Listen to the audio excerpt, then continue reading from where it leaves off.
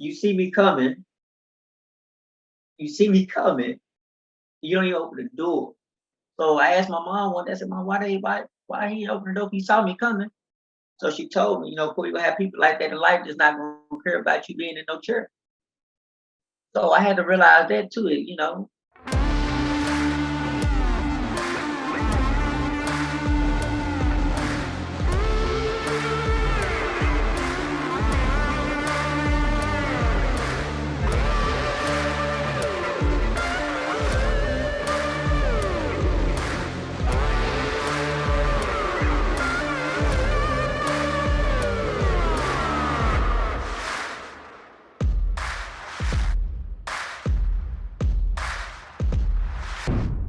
Welcome to another episode of the True Life Network podcast. I'm your host, Mike Ashabi, and today's guest is a Texas native who became paralyzed in his sophomore year of high school after attempting a tackle at a football practice.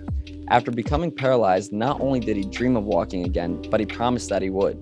In June of 2021, he took his first steps with an exoskeleton at his college graduation.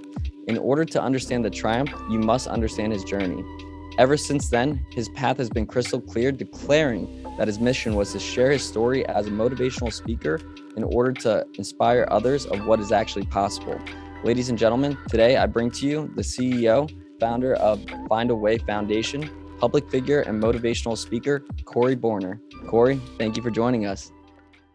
Thanks for having me, man. I'm excited. My pleasure, brother. So Corey, talk to us a little bit about your story. You have a lot of trials and tribulations that you faced in your life, right?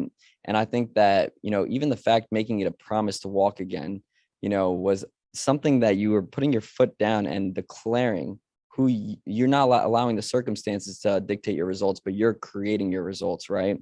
But I want to understand a little bit more about your story and what made you realize that you wanted to be an inspiration for others to let them know what actually is possible in life. Well, I'm a son of three, Charlotte Borner, and my dad is Michael Borner. And my dad always put us in football. Me and my middle brother, we always played growing up and things like that. So I'm the one that continued on playing football. My middle brother, he kind of focused on track, but the oldest one didn't. He didn't do sports. So we had moved to DeSoto, Texas, from Oak Cliff, Texas, where we came from. So I still wanted to play football, and I was at private school, but I had to transition from private school to a public school coming to DeSoto. So that was a big change for me. So I was like, okay, fitting in with the kids and all that good stuff. So it was May 6th, 2009. Well, it was a regular day. I was telling my mom, I'd be home right after football practice over with. Say, make sure you don't miss that bus, or I ain't gonna take you to school. Because I was walking towards the bus, I had left something, and I came back. I ran up the stairs, and that was the last time she saw me running up and down the stairs and locking the door. And so I made the bus. School was going good. We had football practice that in the afternoon time before school let out. I was playing cornerback at the time, and I was telling the coach, one more play, one more play. Practice was going good hit, good tackles, everything. So I told him one more play. So as soon as that one play occurred, as soon as the receiver had caught the ball on the bubble wrap, is what they call it, he had caught the ball and I had my head down just a little too low, and I couldn't move nothing from my neck down to my feet. So my first words were, I said it twice. I said, God be with me, God be with me. Because how you make a hit, a lot of people get around you, try to pump you up. So I was like telling them, don't touch me, because I couldn't move. So I tried to move my arms. They lifted up, like fell right back down on the ground. So I was wondering what's the issue. So the practice got quiet, and all the players started going in. So I asked the trainer, was I gonna be okay? He said, yeah, Corey, you'll be just fine. I asked the head coach the same thing. He said, I'm gonna be just fine. So in my mind said, okay, well, I'm gonna get these crutches and I'll be back to school the next day. So the ambulance guy put me in the back of the truck. I asked him the same question. He said, yeah, you're gonna be good. Don't worry, no worries, no worries. So the only thing I went to the hospital with was the back of my helmet, my face mask not on, my t-shirt cut open, and my one football cleat, in my practice pants. But I was wondering why was the back of my helmet still on the back of my neck, and why didn't they move it? So through that time, my surgery took 9 hours on my spinal cord. I woke up, and this is when I started to panic. I saw my face on Channel 4 News. DeSoto football player Corey Bonner suffered a spinal cord injury from football. So I said, "Well, spinal cord injury? I know what my spinal cord is, but you know, is this keeping me from getting up right now?" So that's when the doctor that came in. I saw my mom and dad crying, and he said, "Corey, you got to use a wheelchair for the rest of your life." So that's when tears started to fall. That's when I started to blame God and ask God, "Why me? Why me?" In that moment, what emotions were running through you? Like, what were you thinking? Okay, what about my future? Because I'm sure, being at that age, you were trying to think about what's going to happen for the future, right? Well, what was going through your head at that point in time when you realized, hey, you know what, I'm not going to be able to walk again? Well, at the age of 16, I was just gonna start working somewhere. I had just got my license driving, the regular 16-year-old stuff that we do, that you're beginning to do. I didn't get a chance to do it long enough. So I was like, okay, I want to go back to school. Am I going to be able to? Or am I going to be able to just stay at home and go to school? So those were my concerns at the time. But my mindset was kind of like, nah, I'm not with this. So it took a lot of people like Terrell Owens and Deion Sanders and Coach Mac Brown at the time. Back in the day, he used to be at Texas. Those days came and encouraged me and try to uplift me to keep me on a positive attitude during that time. And I mean, I gotta admit, you are a pretty positive guy. You have a lot of, high energy. Just even from the little engagement that we've had, I could tell, right off the bat that, you have what it takes to inspire other people. But I want to understand from your perspective, what was that thing that made it click for you to realize, hey, you know what, I want to show people what's possible, and I want to show them my story, and so that people don't really fall in that victim's mentality and keep that positive mindset. Well, it took me about a year to accept it. Okay, well, this is where God has me at. This is where He want me. Because I know He don't make mistakes, but at the age of 16, you still want to do a lot. But like I said, it took me a year. And after rehab and coming home from Baylor Hospital and Baylor Rehab, I told my mom and dad I want to go back to school. So they made that happen. But I was really worried about what others were going to think about me being in the church now. Going from walking to sitting. That's a big challenge. You going back to school, and with my injuries, C5, C6, that was the injury of what I had. So what that is, that controls your lower body and the movement of your hands. So when I went back to school, they made it possible. I had to have a note taker. I had to have somebody help me eat. I had to have somebody to help me, take my notes, and I had to have somebody, go around. I had to have a nurse around me 24/7. I didn't I treated her bad, but it wasn't intentionally. It was just you so used to, trying to be, still 16, talking to girls in the hallway, the usual. I didn't get that opportunity to do that my sophomore year, but in due time it got better. And I started, my attitude got a lot more better. And to start motivating people, I just started, doing videos on Twitter, telling them who I am and tweeting it to different athletes to let them see it. Because you got a person that got injured for football, but his mindset is positive. So with that being said, on that note, Tim Brown had came to my house. He put on my heart. He's like, "Hey man, how about you tell your testimony to people? You got a story to tell." So I said, "Mr. Brown, me speaking in front of 500 people." I was like, "I don't know about that." So after Tim Brown left my house, I got a tree in front of my house that I sit under all the time, where I talk to God about anything and a lot of stuff.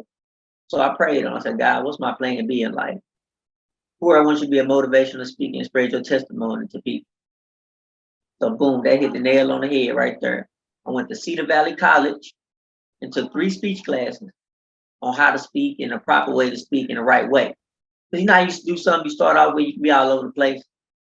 So I went there and I took 3 speech classes and I was speaking, I've been speaking ever since. So what's the overall message that you're trying to bring to people?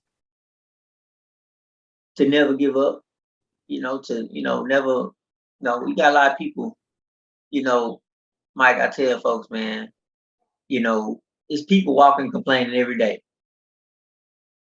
You know, be thankful and grateful for what you have because your situation could be worse. You have to be thankful for the small things, no matter how small it is, because small things might be really major to you.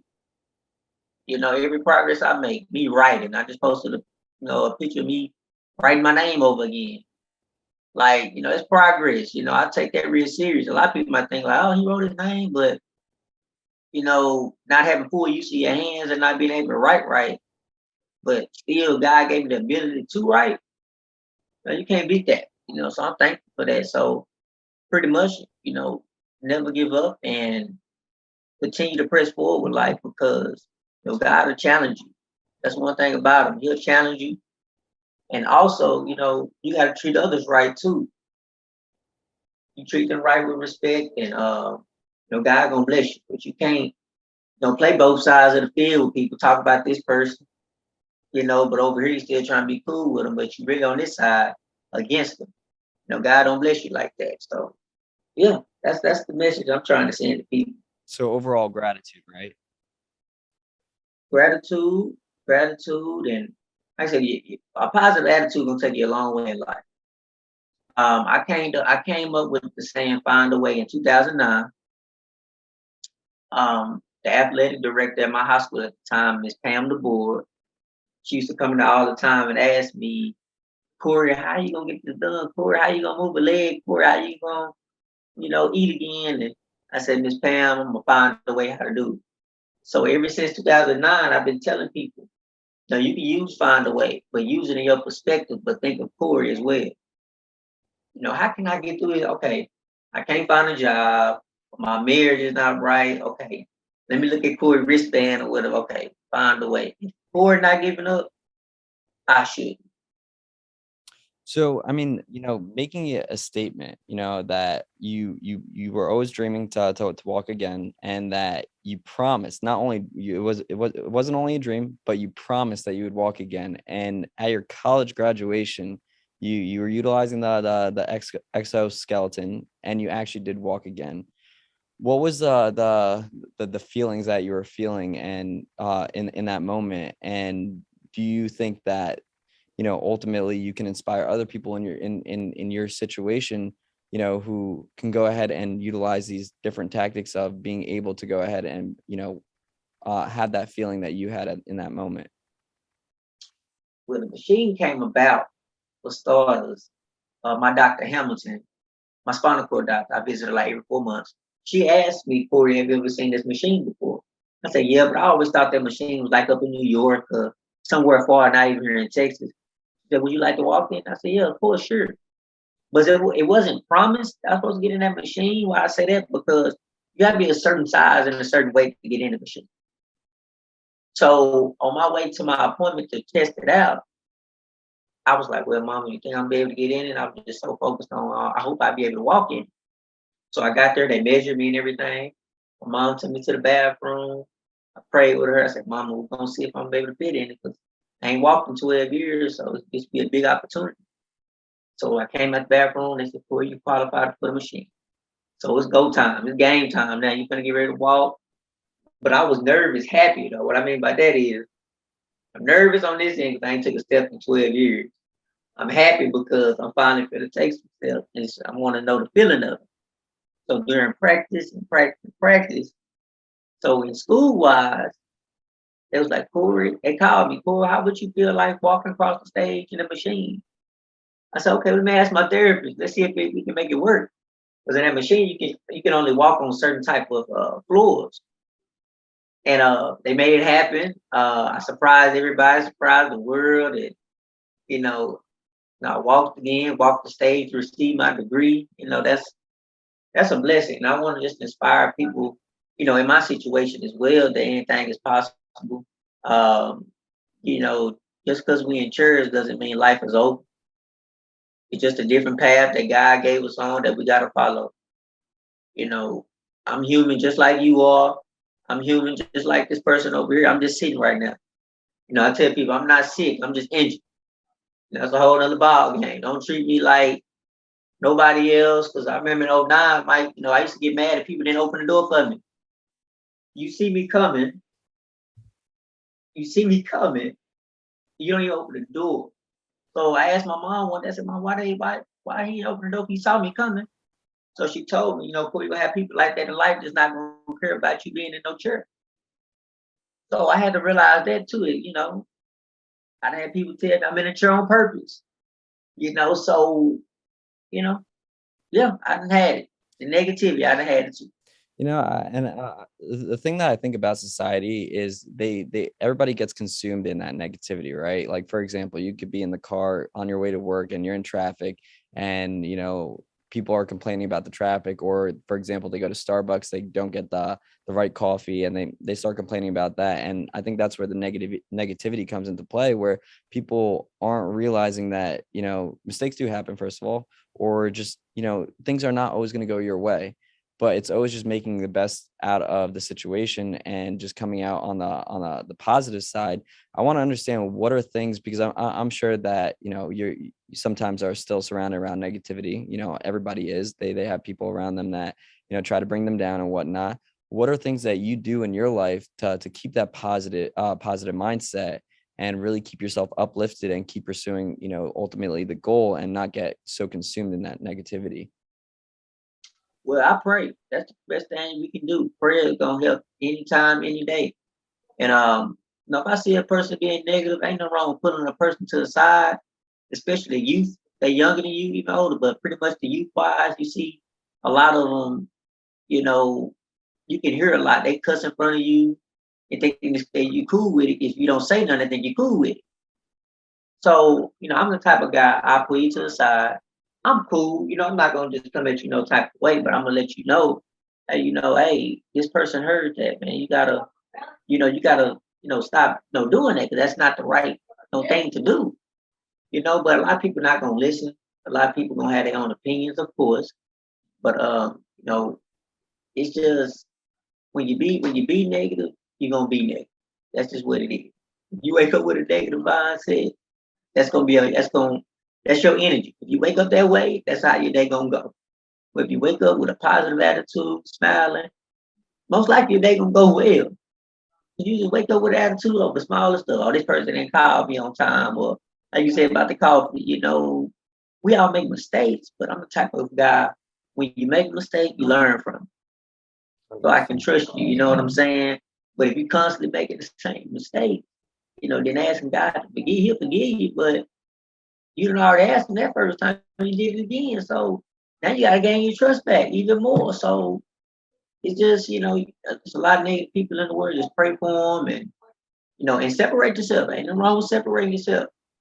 A lot of people think, you being rude and mean, nah, you're not on that level. You're not on that type of energy because you don't want to bring your day down. You don't want to bring your life down. So that's just what it is. That's what I do. I pray for them and I keep pushing. 100%. I mean, I think that's honestly huge. You gotta be able to protect your energy, But one thing that you said, and I think this is something that a lot of people really have to start realizing, is how you're starting your day, right? The morning. Yeah. What's your morning routine to reinforce that positive mindset and really get your day started so that you can go out there and no matter what negativity is thrown at you, you still stay positive? I read a Bible verse a day. It can be the same one. One of my favorites is Philippians 4:13. I can do all things through Christ who strengthens me. As long as I read it, it can be, like I said, it can be the same one. As long as you read something that can pump you up and get you going on your day to day life. So that right there, the words I can do all things through Christ. That means through Jesus Christ. Anything is possible. You get up with that mindset, you can do all things, you good. You good to go. So I do that, get in my chair. So my mom gets me up, my brother, my dad, but most of my time with my mom, my caretaker. So I get up, get in my chair, I roll out my room. First thing I say is find a way. What can I do to find a way to make today better than I did yesterday? How can I find a way to get through today? To get through anything. So those words right there is powerful to me. Find a way. It really is. It really is. So in the morning, do you think that reinforces the opportunity of the day rather than just saying I have to? Um, well, I'm so routine with it. It's like I've been doing it for so long. That's all my mind knows. Okay, I'm not on no phone. That's another thing. A lot of people, you want to motivate yourself, but we so stuck there on our phones. How can you talk to God, have one-on-one talk with God? You on your phone. So what I do, I turn my phone over because I need to be focused. I need God to be focused on hear what I'm saying. I need, 'cause that's me. That's me in his conversation.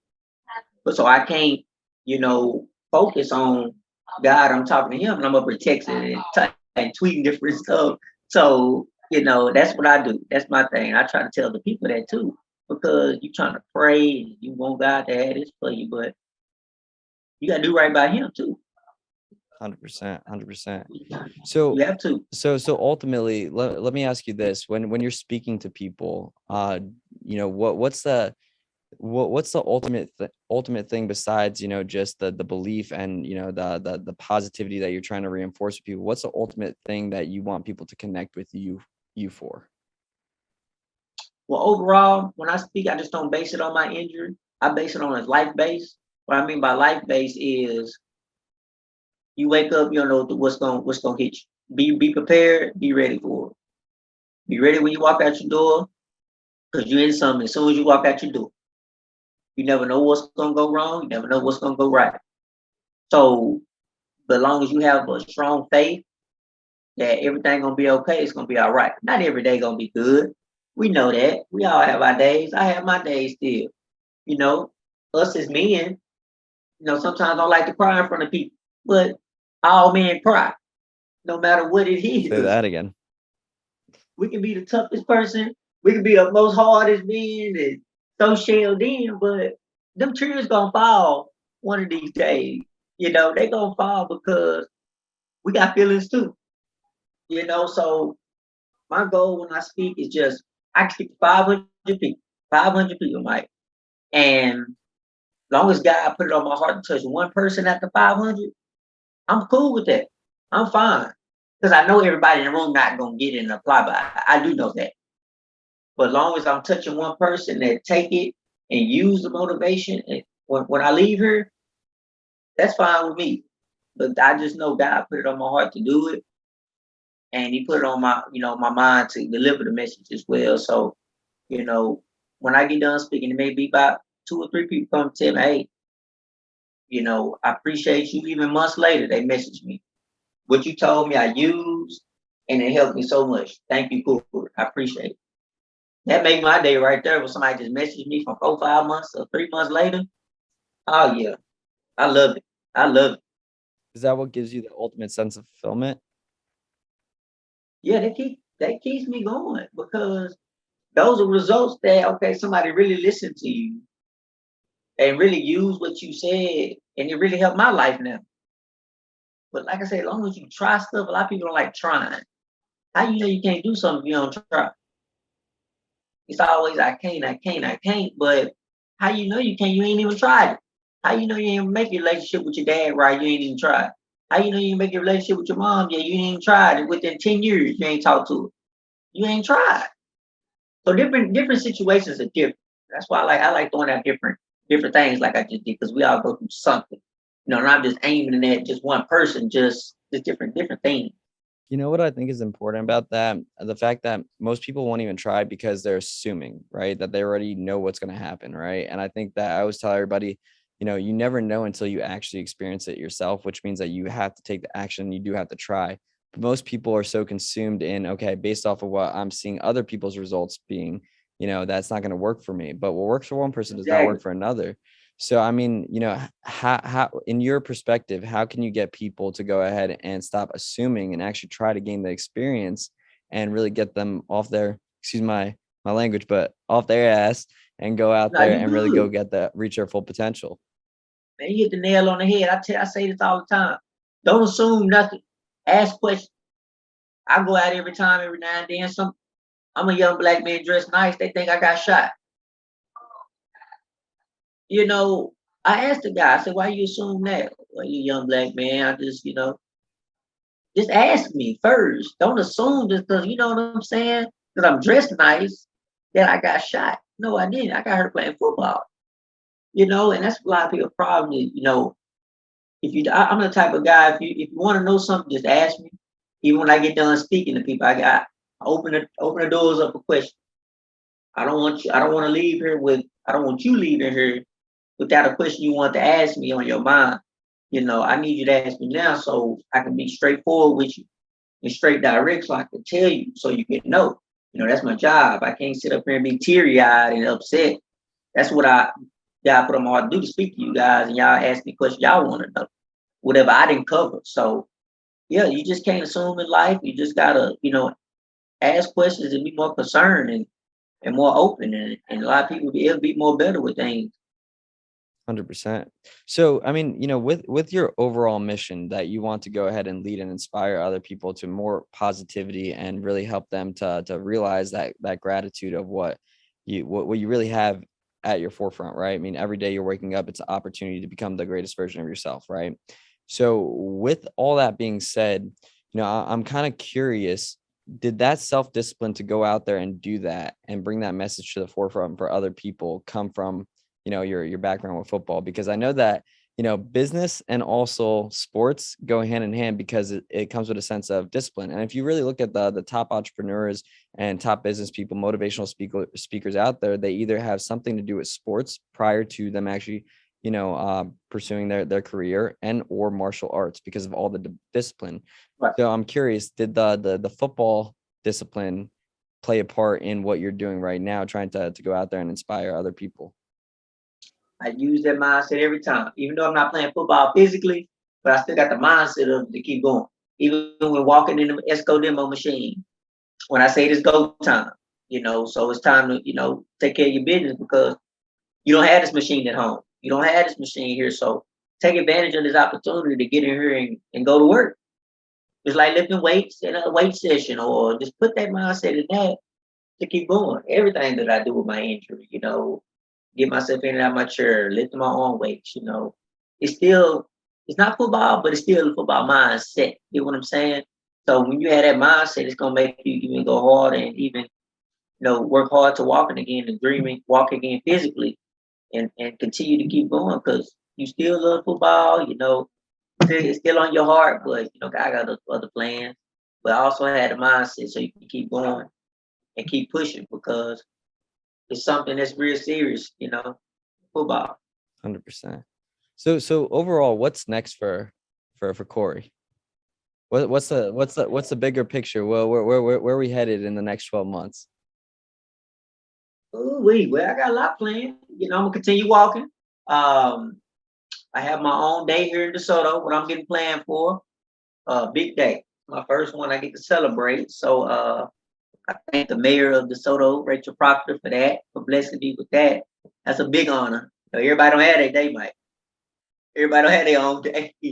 So I'm thankful for that. But continue to inspire and motivate others just to, find a way not to give up. And find a way how to, to lean on God and God to lean on your back, as long as you're doing right by people, doing right by him, he gonna bless you. That's just the way it is. You smile, you give.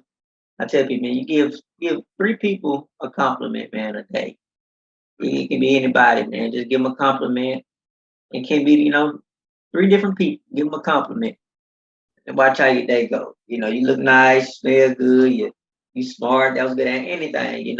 It'll make them feel good. It's gonna make you feel more better for giving a compliment. So that's how I go. So Corey, let me ask you, any opportunity that comes to the table where you have the opportunity to go ahead and inspire and get in front of more people, are you going to take it? I'm ready for it. All right, so ready? I'm going to give you 2 things right now. 1, a compliment, and 2, an opportunity. First of all, bro, I love your story. I love the passion, the positivity, and the drive you have within you to inspire others. And 2, I want to know, are you ready to come out to Miami in November to come speak at my event? Because I'm inviting you right now in front of everybody to come be a speaker. Are we ready? Are we ready? I ain't never been to Miami. I'm ready. Ready to inspire, ready to meet you and ready to find a way with you. There we go, bro. Because I'm telling you, get ready to speak in front of 3,000 people. I want to have you there. I love the energy. I love the positivity. We're gonna make it happen, and we'll talk more about it after the show. But honestly, for Appreciate it. anybody who wants to follow your content and really get insights to what you're doing here, where can they follow you? I will. Instagram, just type in Corey Borner. Instagram is Corey Borner 24. I post all my progress on there. Me walking, me riding, me all that good stuff. Yeah, me meet people, all that good stuff. So, God good. So it's all a blessing and no complaining. Just all positivity on my page, guys. So much love, much love, much love. Well, ladies and gentlemen, you heard it here. The one and only Corey Borner. All right. And Yes, if you guys sir. want to see him come speak in person and spread the positivity, the 17th to the 19th in November, come out to Miami. We'll be promoting where the event's going to be held out shortly, and definitely come meet him in person. Corey, I honestly do appreciate you, brother. Much love to you, much positivity. And, I'm looking forward to actually meeting you in person and having you at the event. Thank you, sir. Appreciate it. Thank y'all. God bless you.